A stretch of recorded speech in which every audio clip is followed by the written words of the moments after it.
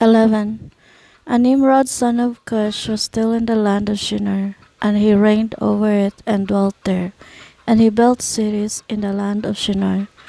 And these are the names of the 4 cities which he built. And he called their names after the occurrences that happened to them in the building of the tower. And he called the first Babel, saying, because the Lord there confounded the language of the whole earth. And the name of the second he called Erect, because from there God dispersed them.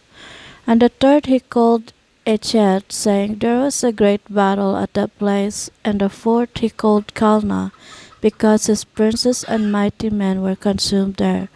And they vexed the Lord, they rebelled and transgressed against him. And when Nimrod had built these cities in the land of Shinar, he placed in them the remainder of his people, his princes and his mighty men that were left in his kingdom. And Nimrod dwelt in Babel, and he there renewed his reign over the rest of his subjects. And he reigned securely, and the subjects and the princes of Nimrod called his name Amraphel, saying that at the tower his princes and men fell through his means. And notwithstanding this, Nimrod did not return to the Lord, and he continued in wickedness and teaching wickedness to the sons of men. And Mardon his son was worse than his father, and he continued to add to the abominations of his father. And he caused the sons of men to sin. Therefore it is said, from the wicked goeth forth wickedness. At that time there was war between the families of the children of Ham, as they were dwelling in the cities which they had built.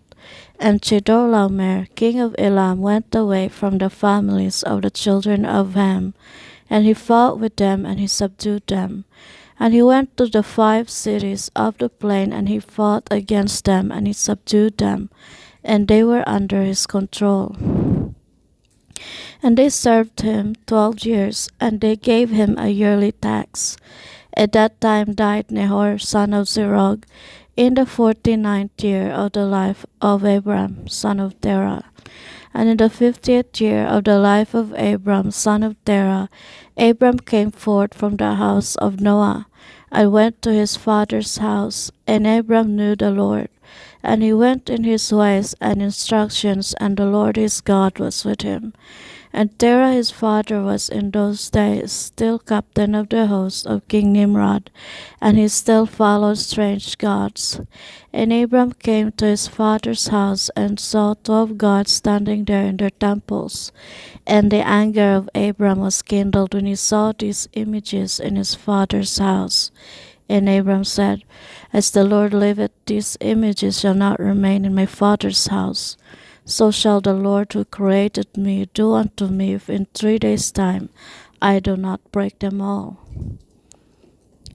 And Abram went from them, and his anger burned within him.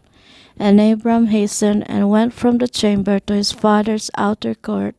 And he found his father sitting in the court, and all his servants with him. And Abram came and sat before him. And Abram asked his father, saying, Father, tell me, where is God who created heaven and earth, and all the sons of men upon earth? And who created thee and me? And Terah answered his son Abram and said, Behold, those who created us are all with us in the house.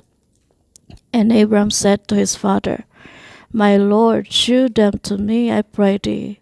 And Terah brought Abram into the chamber of the inner court, and Abram saw, and behold, the whole room was full of gods of wood and stone, 12 great images, and others less than they without number. And Terah said to his son, Behold, these are they which made all thou seest upon earth, and which created me and thee, and all mankind. And Terah bowed down to his gods, and he then went away from them. And Abram his son went away with him. And when Abram had gone from them, he went to his mother, and sat before her. And he said to his mother, Behold, my father has shown me those who made heaven and earth, and all the sons of men. Now therefore hasten and fetch a kid from the flock, and make of it savory meat, that I may bring it to my father's gods as an offering for them to eat. Perhaps I may thereby become acceptable to them. And his mother did so, and she fetched a kid, and made savory meat thereof, and brought it to Abram. And Abram took the savory meat from his mother, and brought it before his father's gods. And he drew nigh to them, that they might eat. And Terah his father did not know it. And Abram saw on the day when he was sitting amongst them, that they had no voice, no hearing, no motion, and not one of them could stretch forth his hand to eat. And Abram mocked them and said, Surely the savory meat that I prepared does not please them, or perhaps it was too little for them, and for that reason they would not eat. Therefore tomorrow I will prepare fresh savory meat, better and more plentiful than this, in order that I may see the result. And it was on the next day that Abram directed his mother concerning the savory meat. And his mother rose and fetched 3 fine kids from the flock, and she made of them some excellent savory meat, such as her son was fond of. And she gave it to her son Abram, and Terah his father did not know of it. And Abram took the savory meat from his mother, and brought it before his father's gods into the chamber. And he came nigh unto them that they might eat. And he placed it before them, and Abram sat before them all day, thinking perhaps they might eat. And Abram viewed them, and behold, they had neither voice nor hearing, nor did one of them stretch forth his hand to the meat to eat. And in the evening of that day in that house Abram was clothed with the Spirit of God. And he called out and said, Woe unto my father and this wicked generation, whose hearts are all inclined to vanity, who serve these idols of wood and stone, which can neither eat, smell, hear, nor speak, who have mouths without speech, eyes without sight, ears without hearing, hands without feeling, and legs which cannot move. Like them are those that made them and trust in them. And when Abram saw all these things, his anger was kindled against his father. And he hastened and took a hatchet in his hand, and came unto the chamber of the gods, and he broke all his father's gods. And when he had done breaking the images, he placed the hatchet in the hand of the great God, which was there before them. And he went out, and Terah his father came home, for he had heard at the door the sound of the striking of the hatchet. So Terah came into the house to know what this was about. And Terah, having heard the noise of the hatchet in the room of images, ran to the room to the images, and he met Abram going out. And Terah entered the room and found all the idols fallen down and broken, and the hatchet in the hand of the largest, which was not broken. And the savory meat which Abram his son had made was still before them. And when Terah saw this, his anger was greatly kindled, and he hastened and went from the room to Abram. And he found Abram his son still sitting in the house, and he said to him, What is this work thou hast done to my gods? And Abram answered Terah his father, and he said, Not so, my lord, for I brought savory meat before them, and when I came nigh to them with the meat that they might eat, they all at once stretched forth their hands to eat before the great one had put forth his hand to eat. And the large one saw their works that they did before him, and his anger was violently kindled against them. And he went and took the hatchet that was in the house, and came to them and broke them all. And behold, the hatchet is yet in his hand, as thou seest. And Terah's anger was kindled against his son Abram when he spoke this. And Terah said to Abram his son in his anger, What is this tale that thou hast told? Thou speakest lies to me. Is there in these God's spirit, soul, or power to do all thou hast told me? Are they not wood and stone, and have I not myself made them? And canst thou speak such lies, saying that the large God that was with them smote them? It is thou that didst place the hatchet in his hands, and then sayest he smote them all. And Abram answered his father and said to him, And how canst thou then serve these idols in whom there is no power to do anything? Can those idols in which thou trustest deliver thee? Can they hear thy prayers when thou callest upon them? Can they deliver thee from the hands of thy enemies? Or will they fight thy battles for thee against thy enemies? That thou shouldest serve wood and stone, which can neither speak nor hear. And now surely it is not good for thee, nor for the sons of men that are connected with thee, to do these things. Are you so silly, so foolish, or so short of understanding, that you will serve wood and stone, and do after this manner? And forget the Lord God who made heaven and earth, and who created you in the earth, and thereby bring a great evil upon your souls in this matter by serving stone and wood. Did not our fathers in days of old sin in this matter? And the Lord God of the universe brought the waters of the flood upon them, and destroyed the whole earth? And how can you continue to do this, and serve gods of wood and stone, who cannot hear or speak, or deliver you from oppression, thereby bringing down the anger of the God of the universe upon you? Now therefore, my father, refrain from this, and bring not evil upon thy soul, and the souls of thy household. And Abram hastened and sprang from before his father, and took the hatchet from his father's largest idol, with which Abram broke it and ran away. And Terah, seeing all that Abram had done, hastened to go from his house. And he went to the king, and he came before Nimrod, and stood before him. And he bowed down to the king.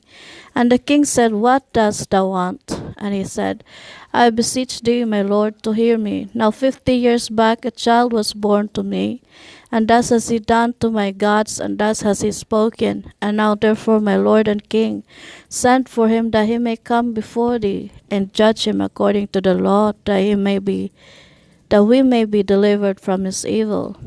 And the king sent 3 men of his servants, and they went and brought Abram before the king. And Nimrod and all his princes and servants were that day sitting before him, and Terah sat also before them. And the king said to Abram, What is this that thou hast done to thy father and to his gods? And Abram answered the king in the words that he spoke to his father. And he said, The large God that was with them in the house did to them what thou hast heard. And the king said to Abram, Had they power to speak and eat, and do as thou hast said? And Abram answered the king, saying, And if there be no power in them, why dost thou serve them, and cause the sons of men to err through thy follies? Dost thou imagine that they can deliver thee, or do anything small or great, that thou shouldest serve them? O why wilt thou not sense the God of the whole universe, who created thee, and in whose power it is to kill and keep alive? O foolish, simple, and ignorant king, woe unto thee forever!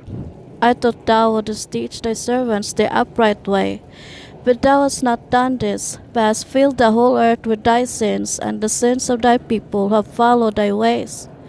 Dost thou not know, or hast thou not heard, that this evil which thou dost, our ancestors sinned therein days of old, and the eternal God brought the waters of the flood upon them, and destroyed them all, and also destroyed the whole earth on their account? And wilt thou and thy people rise up now, and do like unto this work, in order to bring down the anger of the Lord God of the universe, and to bring evil upon thee and the whole earth? Now therefore put away this evil deed which thou dost, and serve the God of the universe, as thy soul is in his hands. And then it will be well with thee. And if thy wicked heart will not hearken to my words, to cause thee to forsake thy evil ways, and to serve the eternal God, then wilt thou die in shame in the latter days, thou, thy people, and all who are connected with thee, hearing thy words or walking in thy evil ways. And when Abram had ceased speaking before the king and princes, Abram lifted up his eyes to the heavens, and he said, The Lord seeth all the wicked, and he will judge them.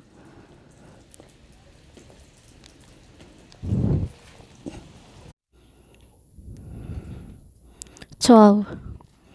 And when the king heard the words of Abram, he ordered him to be put into prison.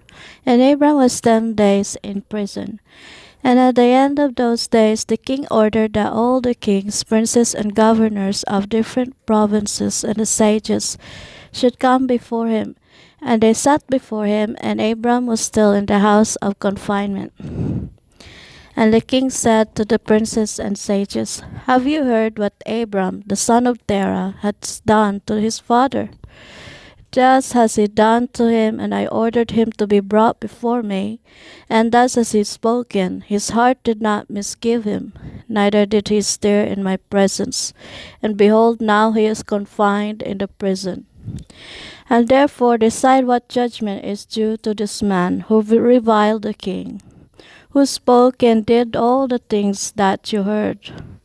And they all answered the king, saying, "The man who reviled the king should be hanged upon a tree. But having done all the things that he had said, and having despised our gods, he must therefore be burnt to death, for this is the law in this matter. If it pleaseth the king to do this, let him order his servants to kindle a fire both night and day in thy brick furnace, and then we will cast this man into it." And the king did so, and he commanded his servants that they should prepare a fire for 3 days and 3 nights in the king's furnace, that is, in Casdim. And the king ordered them to take Abram from prison and bring him out to be burned. And all the king's servants, princes, lords, governors, and judges, and all the inhabitants of the land, about 900,000 men, stood opposite the furnace to see Abram. And all the women and little ones crowded upon the roofs and towers to see what was doing with Abram. And they all stood together at a distance, and there was not a man left that did not come on that day to behold the scene. And when Abram was come, the conjurers of the king and the sages saw Abram, and they cried out to the king, saying, "Our sovereign lord, surely this is the man whom we know to have been the child, at whose birth the great star swallowed the 4 stars, which we declared to the king now 50 years since. And behold, now his father has also transgressed thy commands and mocked thee by bringing thee another child, which thou didst kill." And when the king heard their words, he was exceedingly wroth, and he ordered Terah to be brought before him. And the king said, "Hast thou heard what the conjurers have spoken? Now tell me truly, how didst thou? And if thou shalt speak truth, thou shalt be acquitted."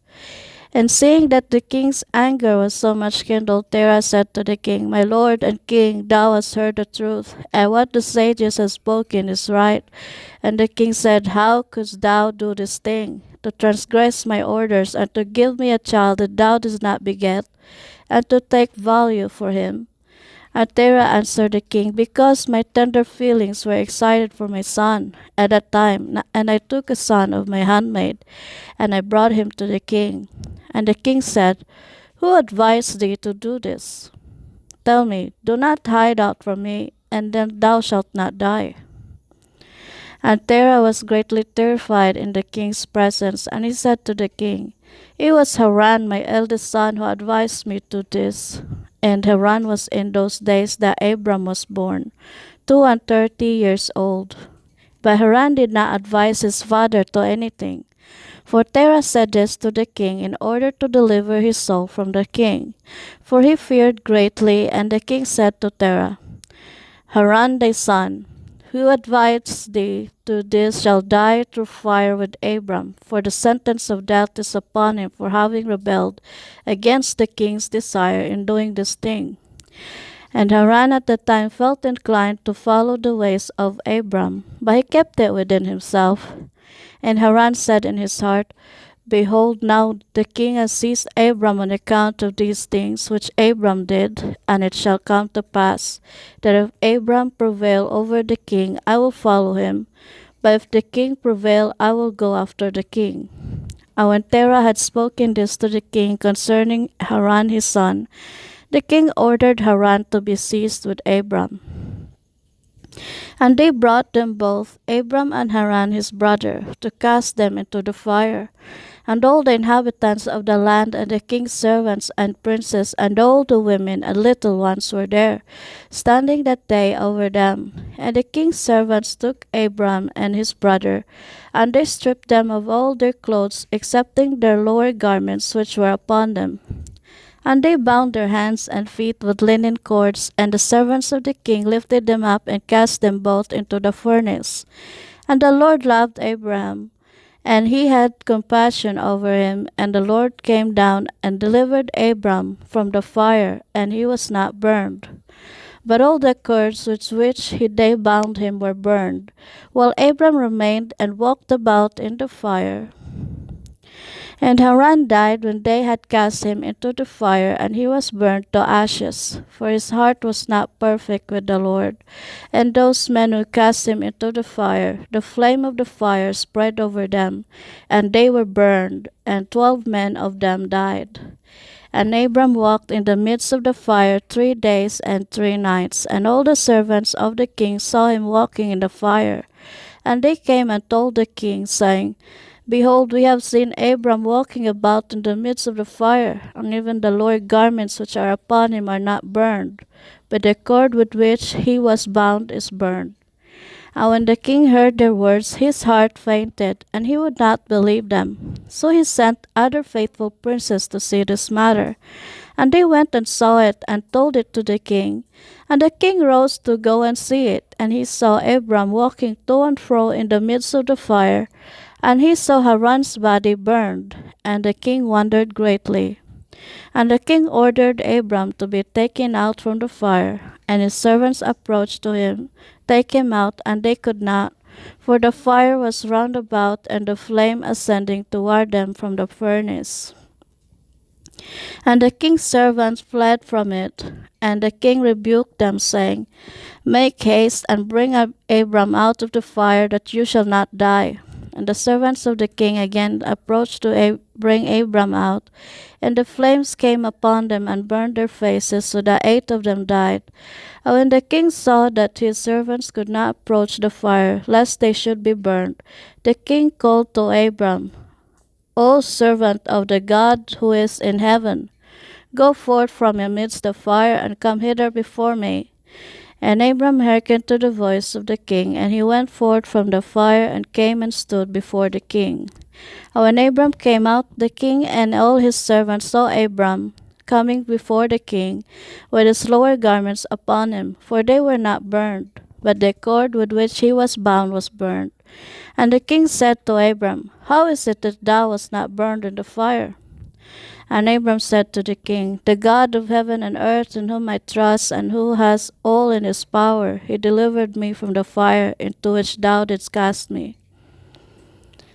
And Haran the brother of Abram was burned to ashes, and they sought for his body, and they found it consumed. And Haran was 82 years old when he died in the fire of custom. And the king, princes, and inhabitants of the land, seeing that Abram was delivered from the fire, they came and bowed down to Abram. And Abram said to them, Do not bow down to me, but bow down to the God of the world who made you, and serve him, and go in his ways. For it is he who delivered me from out of this fire. And it is he who created the souls and spirits of all men, and formed man in his mother's womb, and brought him forth into the world. And it is he who will deliver those who trust in him from all pain. And this thing seemed very wonderful in the eyes of the king and princess, that Abram was saved from the fire, and that Haran was burned. And the king gave Abram many presents, and he gave him his 2 head servants from the king's house. The name of one was Oni, and the name of the other was Eliezer. And all the kings, princes, and servants gave Abram many gifts of silver and gold and pearl, and the king and his princes sent him away, and he went in peace. And Abram went forth from the king in peace, and many of the king's servants followed him, and about 300 men joined him. And Abram returned on that day, and went to his father's house, he and the men that followed him. And Abram served the Lord God, his God, all the days of his life. and he walked in his ways and followed his law. And from that day forward, Abram inclined the hearts of the sons of men to serve the Lord. And at that time Nahor and Abram took unto themselves wives, the daughters of their brother Haran. The wife of Nahor was Milcah, and the name of Abram's wife was Sarai. And Sarai, wife of Abram, was barren. She had no offspring in those days. And at the expiration of 2 years from Abram's going out of the fire, that is in the 52nd year of his life, behold, King Nimrod sat in Babel upon the throne. And the king fell asleep, and dreamed that he was standing with his troops and hosts in a valley opposite the king's furnace. And he lifted up his eyes and saw a man in the likeness of Abram coming forth from the furnace. And that he came and stood before the king with his drawn sword, and then sprang to the king with his sword. When the king fled from the man, for he was afraid, and while he was running, the man threw an egg upon the king's head, and the egg became a great river. And the king dreamed that all his troops sank in that river and died. And the king took flight with the 3 men who were before him, and he escaped. And the king looked at these men, and they were clothed in princely dresses as the garments of kings, and had the appearance and majesty of kings.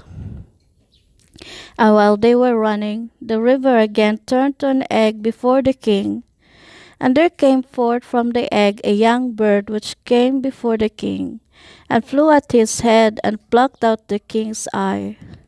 And the king was grieved at the sight, and he awoke out of his sleep, and his spirit was agitated, and he felt a great terror. And in the morning the king rose from his couch in fear, and he ordered all the wise men and magicians to come before him.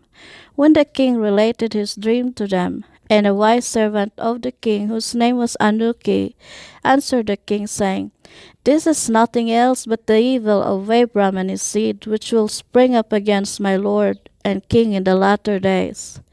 And behold, the day will come when Abram and his seed and the children of his household will war with my king, and they will smite all the king's hosts and his troops. And as to what thou hast said concerning 3 men which thou didst see like unto thyself, and which did escape, this means that only thou wilt escape with 3 kings from the kings of the earth, who will be with thee in battle. And that which thou sawest of the river which turned to an egg as at first, and the young bird plucking out thine eye, this means nothing else but the seed of Abram which will slay the king in latter days. This is my king's dream, and this is its interpretation. And the dream is true, and the interpretation which thy servant has given thee is right. Now therefore, my king, surely thou knowest that it is now 52 years since thy sages saw this, at the birth of Abram.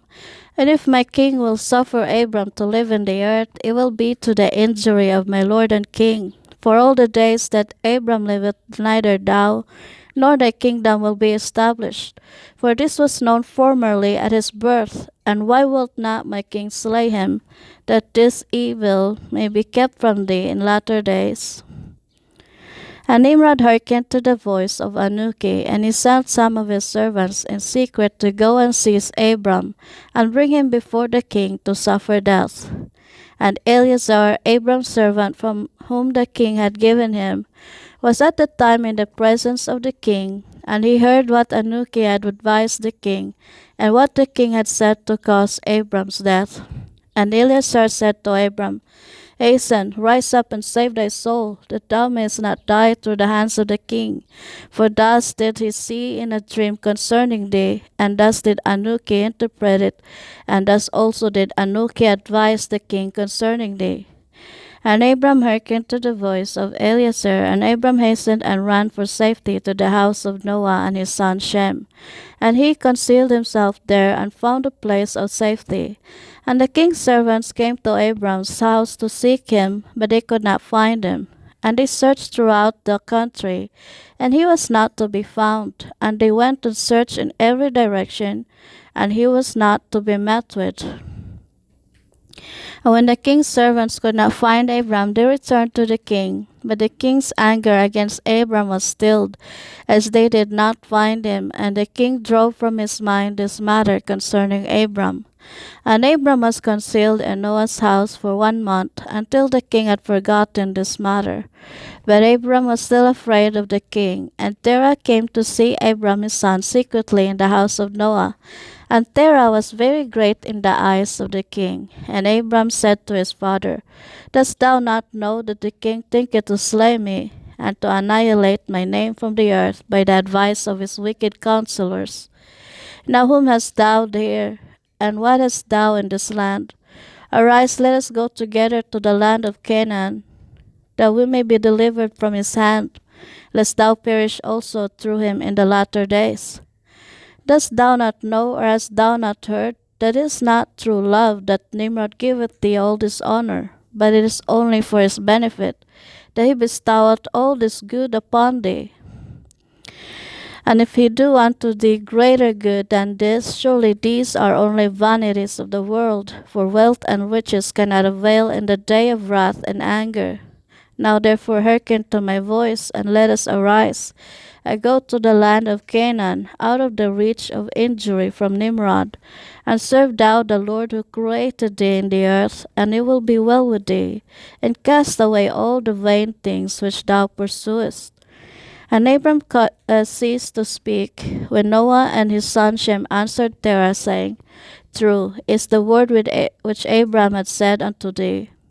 And Terah hearkened to the voice of his son Abram. And Terah did all that Abram said, for this was from the Lord, that the king should not cause Abram's death. 13. And Terah took his son Abram and his grandson Lot, the son of Haran, and Sarai his daughter-in-law, the wife of his son Abram, and all the souls of his household, and went with them from Ur-Kasdim to go to the land of Canaan. And when they came as far as the land of Haran, they remained there, for it was exceedingly good land for pasture, and of sufficient extent for those who accompanied them.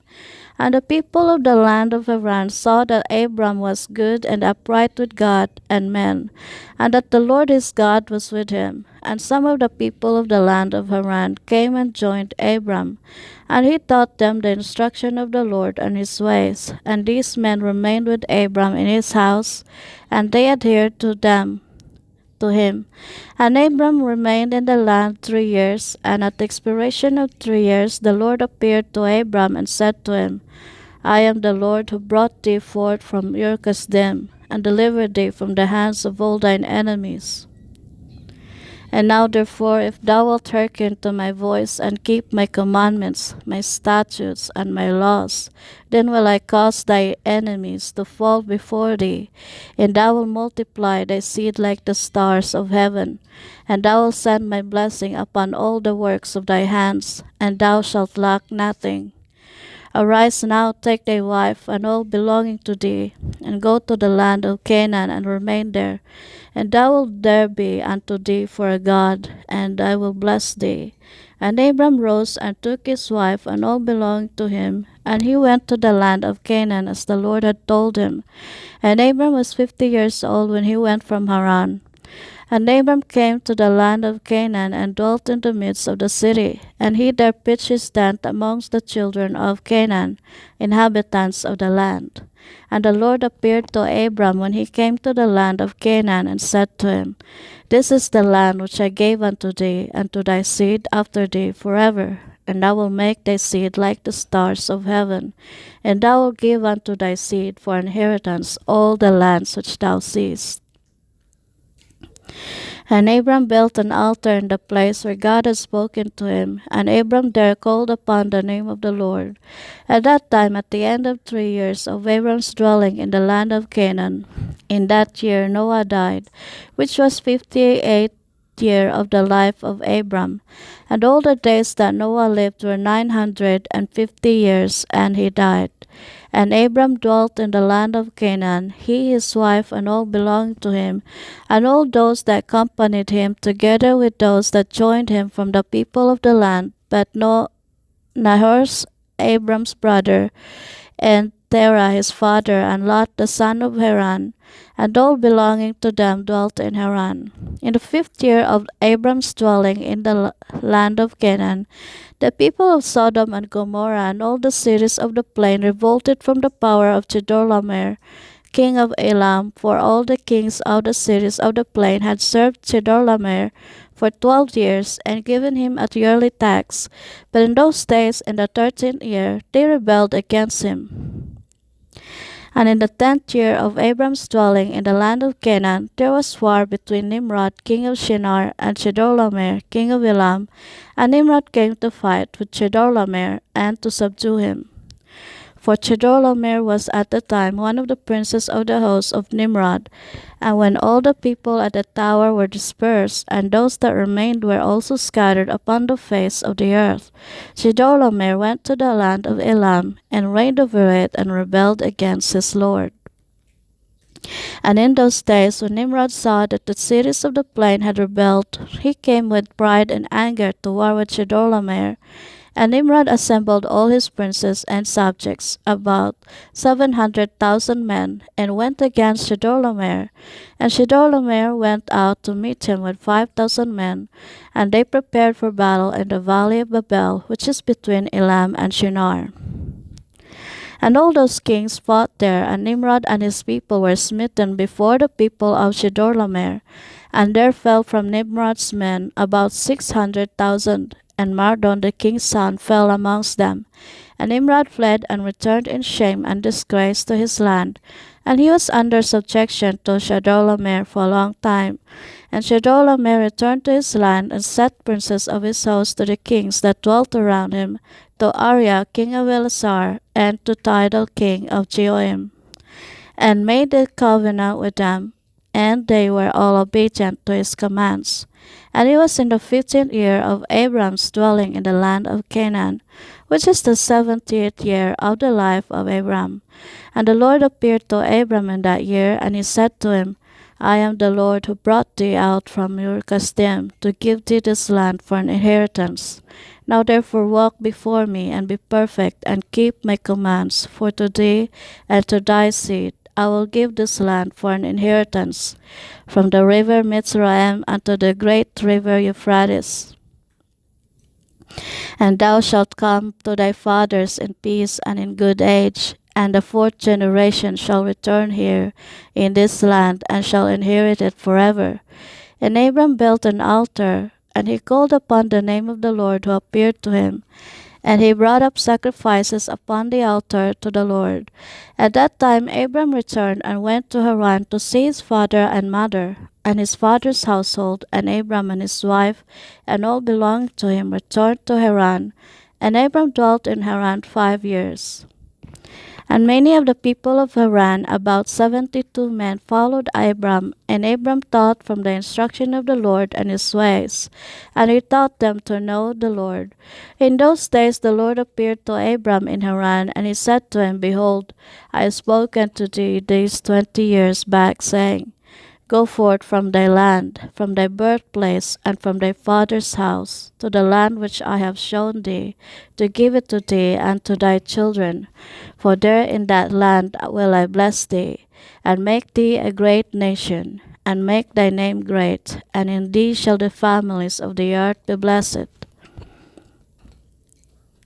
Now therefore arise, go forth from this place, thou, thy wife, and all belonging to thee, also every one born in thy house, and all the souls thou hast made in Haran, and bring them out with thee from here, and rise to return to the land of Canaan. And Abram arose and took his wife Sarai, and all belonging to him, and all that were born to him in his house, and the souls which they had made in Haran. And they came out to go to the land of Canaan. And Abram went and returned to the land of Canaan, according to the word of the Lord. And Lot the son of his brother Haran went with him. And Abram was 75 years old when he went forth from Haran to return to the land of Canaan. And he came to the land of Canaan according to the word of the Lord to Abram. And he pitched his tent, and he dwelt in the plain of Mamre, and with him was Lot his brother's son, and all belonging to him. And the Lord again appeared to Abram and said, To thy seed will I give this land. And he there built an altar to the Lord who appeared to him, which is still to this day in the plains of Mamre. 14.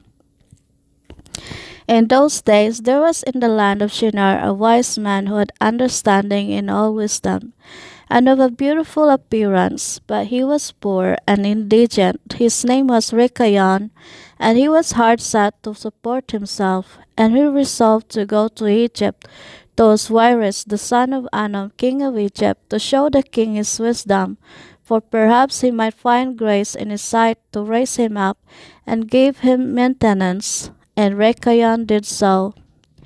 And when Rekayon came to Egypt, he asked the inhabitants of Egypt concerning the king, and the inhabitants of Egypt told him the custom of the king of Egypt. For it was then the custom of the king of Egypt that he went from his royal palace, and was seen abroad only one day in the year, and after that the king would return to his palace to remain there. And on the day when the king went forth, he passed judgment in the land, and everyone having a suit came before the king that day to obtain his request. And when Rekayon heard of the custom in Egypt, and that he could not come into the presence of the king, he grieved greatly and was very sorrowful. And in the evening Rekayon went out and found a house in ruins, formerly a bakehouse in Egypt, and he abode there all night in bitterness of soul and pinched with hunger, and sleep was removed from his eyes. And Rekayon considered within himself what he should do in the town until the king made his appearance, and how he might maintain himself there.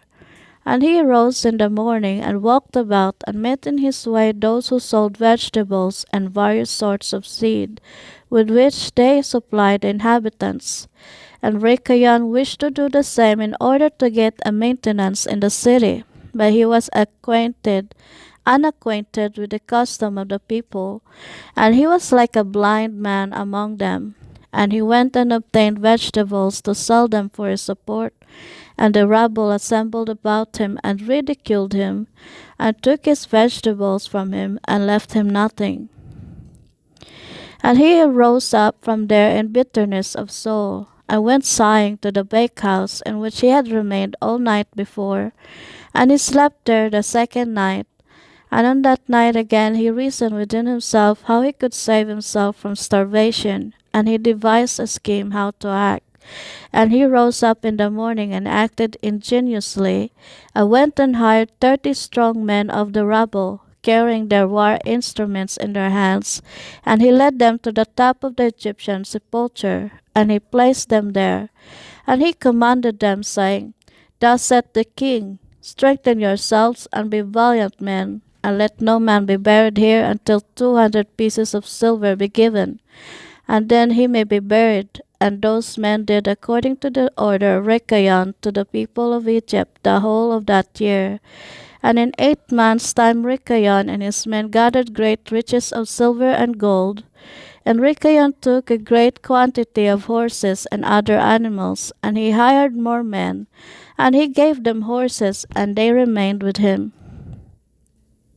And when the year came round, at that time the king went forth into the town. All the inhabitants of Egypt assembled together to speak to him concerning the work of Rekayon and his men. And the king went forth on the appointed day, and all the Egyptians came before him, and cried unto him, saying, May the king live forever! What is this thing thou dost in the town to thy servants, not to suffer a dead body to be buried until so much silver and gold be given? Was there ever the like unto this done in the whole earth, from the days of former kings, yea, even from the days of Adam, unto this day, that the dead should not be buried only for a set price? We know it to be the custom of kings to take a yearly tax from the living, but thou dost not only do this, but from the dead also thou exactest a tax day by day. Now, O king, we can no more bear this, for the whole city is ruined on this account, and dost thou not know it? And when the king heard all that they had spoken, he was very wroth, and his anger burned within him at this affair, for he had known nothing of it. And the king said, Who and where is he that dares to do this wicked thing in my land without my command? Surely you will tell me. And they told him all the works of Rikayon and his men. And the king's anger was aroused, and he ordered Rikayon and his men to be brought before him.